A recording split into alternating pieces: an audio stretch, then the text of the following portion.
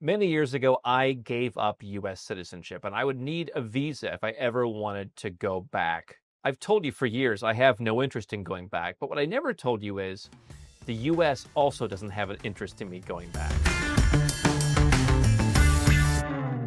And so today I'm going to tell you the story of my time applying for a U.S. visa. I'm going to put this in context because I think a lot of people don't understand how this works. So I first thought about renouncing citizenship in 2014. I remember calling my grandmother, among other people, and saying, "Hey, what do you think about this? Are you okay?" And she said, "Oh, you can come back and visit, right?"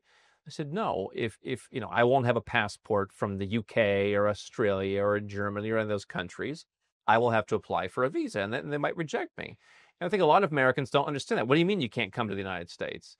Uh, a lot of people get rejected for U.S. visas every year because the onus is on you as a U.S. visa applicant to prove that you do not have immigrant intent, that you're not going to overstay your visa. Now, one would think that someone who renounced citizenship, if they wanted to live in the U.S., they would just live in the U.S. And one would think that the nomad capitalist, if you renounce citizenship, would realize that even as a tourist, if you spend too much time in the United States, you may be sucked back into the net. If I overstayed my visa and just lived in the United States, I would be a U.S. taxpayer again with none of the benefits. And you would think, who would want to do that? But people don't use logic. So let me go back then when I actually did renounce my citizenship in 2017, and I told you about it not long after. And I said, listen, I feel a sense of calm no longer having to be an American. But you know what? If I get invited to speak at an event or, I want to go to Miami for the weekend, I would go back and I'd be happy to go back as a foreigner. Not my circus, not my monkeys, but I'll visit. Not long after I said that, I just watched the politics continue to unfold on both sides. Certainly, eventually, I saw what Biden was doing, and I didn't agree with some of that. But I also didn't agree with plenty of what Trump was doing. I don't agree with how they act around the world. And I said to myself, yeah, I don't really want to go there. But I got engaged in 2018. And my then fiance was like, I'm a big believer. You got to see your grandmother. And I said, you don't understand. My grandma, I called my grandmother 4 years ago. She said, hey, it's okay. We've always had a good relationship. And she's always supported me the same way my father has. She said, you make your own life choices and you put yourself first. And I understand if we can only talk on the phone. And my fans like, no, like, what she later admitted was kind of a simplistic view, but she said, no, you got to go. I said, well, I have to apply for a U.S. visa. She's like, well, then go and apply for a U.S. visa. And so, all right, okay, fine. All right, fine. So I go and I fill out the online application and I list all my citizenships and I answer all the questions. And I go and pay what was then $160. I lived a good part of the time in Tbilisi, Georgia at the time. So I went to the embassy in Tbilisi.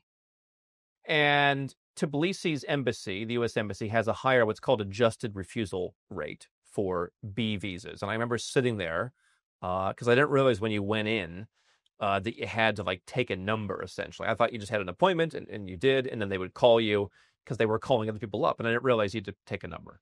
So eventually I realized I had to take a number. I went and took a number. But while I was waiting for this, I got to watch all these different people where it seemed like there was one woman who was pretty pleasant and approving a lot of people. Although I think that at times her pleasantness was masking, like she was being pleasant to be like, oh, all right, I'm part of Al-Qaeda. Like every once in a while, her pleasantness would get someone to admit something terrible, and then she would deny them. The other guy was rather difficult, and people seemed to be leaving quite dismayed, and he was kind of barking at people. And so eventually I ended up going to that guy who was yelling at people, and I kind of came to realize why I think at the time 62% of people at the Georgia embassy got rejected for these B series visas. And I never wanted to talk about this story because I just felt like I wanted to be nice and I wanted to be respectful, and I felt like, is this the kind of story you should go and tell? And behind the scenes, my experience, and ultimately I realized I'm certainly not the only one to tell this story. I may be one of the few people to tell the story. As a former U.S. citizen. And I just kind of figured, hey, I speak English and, I'm an upstanding citizen and I paid all my taxes and hey, I should be treated like everybody else. But I kind of realized as I was sitting there I remember it was September 11th. And I realized why people shouldn't try and move to the U.S. or go to the U.S. Because it's the most laborious process of any country to go to. And I go up. It's okay. When was the last time in the U.S.? And I told him in 2017. And what are you going to do? I'm going to go visit my grandmother. Where does she live? And I told him where she lives. And there were a bunch of other questions. And I got caught off guard by something. And I forget what it was, but it was like, oh, and I said this.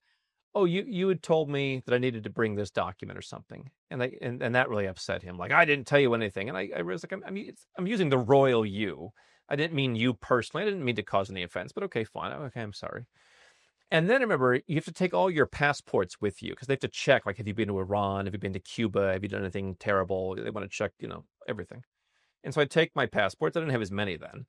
And I give it to them. He's like, "Why do you have all these passports?" Very aggressive. And I told him the truth. Now I continue as I go through self-reflection and go to therapy. And I realize there's at a certain point a passport collection goes beyond strategic, and that part of the reason I didn't like living in the United States was just kind of the emotional part. And there's probably some part of me, once you get to the 8th passport, you're trying to fill a void. I think 3 or 4 is strategic, and you should do that. I think if you just have a multi-decade collection, at a certain point, you should probably ask yourself a few questions.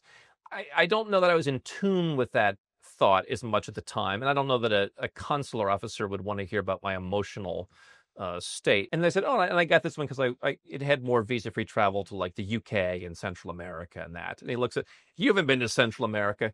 It's like, well, yeah, I just got the passport not that long ago. And, I've been in this relationship and all that. And he moved on. And then he's like, what's your relationship status? And I'm like, oh, I'm engaged. He's like, then you're single. I said, okay, well, wait, arguing with the guy's not going to help. Stand there, be deferential, do your thing. Ultimately, we went through the process, and he said, listen, here's a form. They like to slide the form into the window. A lot of the people before me got, is it a pink form, I think, where it's like, you've been denied under the immigration section, where they deny people, and they don't give you a reason. People say, well, what's the reason? They don't tell you a reason. You did not demonstrate sufficient non-immigrant intent, which gives them these sort of broad powers. I got a different form, which is, we're sending this for, further review. And I'm not entirely sure what that was. And remember, I talked to a couple of our different immigration attorneys, and I don't even think they were entirely, they understood what could happen, but it's like, what would happen in your situation? I mean, further review might be like, let's check this guy has money or something. And so we were in Malaysia. We were in Langkawi spending a weekend. And I got the emails the plane took off like 2.5 months later, so a little bit after. They're supposed to take 60 days. It took them longer. And I got the email, yeah, we've denied you, and good luck. And for about a day, it felt weird. Quite frankly, if this situation were to happen again today, I would not have gone and applied. I do think that having to get a visa, if they don't like you, I mean, they're gonna hold it against you. And so obviously I'm different from the average Nomad Capitalist client because I am the Nomad Capitalist. I mean, I remember during the pandemic, someone emailed us and said they went to renounce on their own. They weren't our client at one of the embassies. And the person asked them, are you working with that Andrew Henderson guy? I mean, once you're known, I think, within in the community, I always imagined they would probably never give me a visa. And that never really factored into whether I wanted to go or not. I mean, the reality is, if I wanted to live there, I would have lived there. In the years before I renounced citizenship, I intentionally avoided even flying through the United States. I just don't feel comfortable going there. And I'm sure it's worse now. And people have told me it's worse now. I've never hated the United States. I disagree with a lot of their policies. I think there's a lot of downsides to living there. There's a lot of downsides.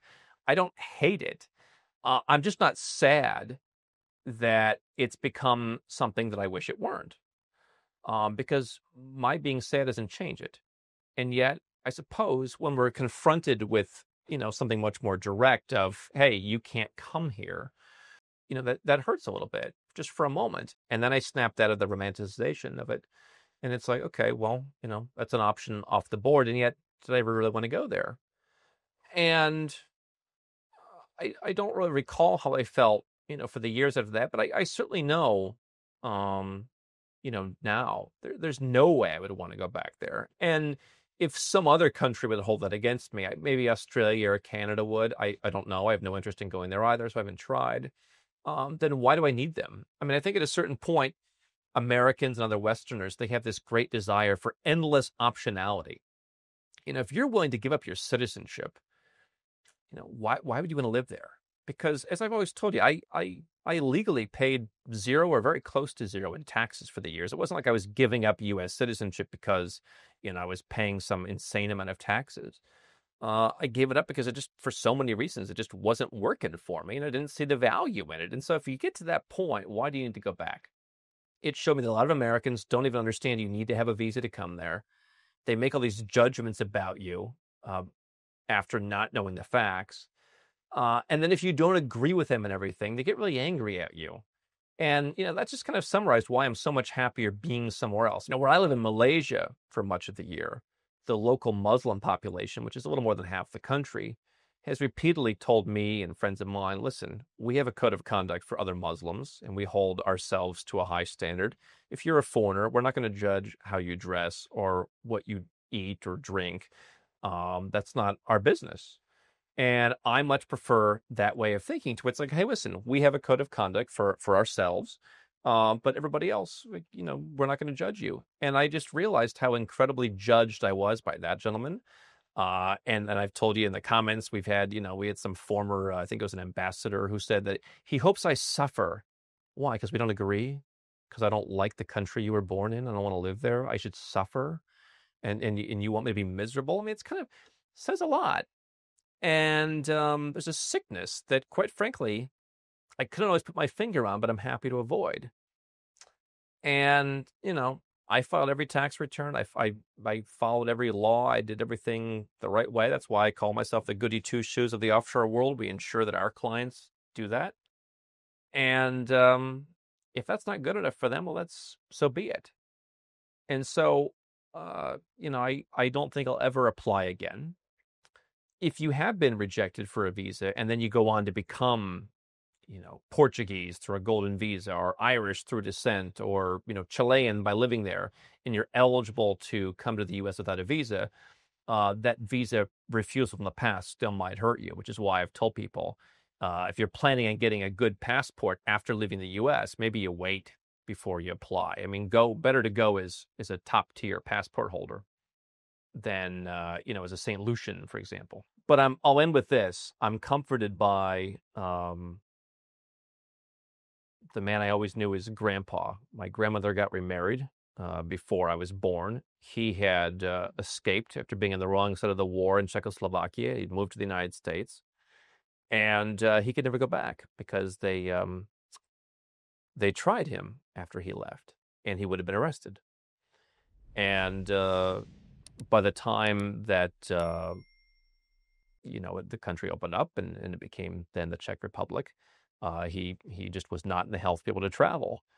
He never got to go back and lay flowers at his mother's grave. He never knew, I think, what happened to his father, and yet he rebuilt a great life in a new country, and he was proud of us grandchildren, and I was proud to be able to learn about his life in that old country. But he had to move on. And I got to choose to move on. I didn't have to get chased after a war, but I got to make a choice. And I take comfort in the fact that, maybe not being wanted by the place, but in his case, tried and hung him in effigy, or in my case, simply gives me dirty looks at the opera. Maybe that's for better than for worse.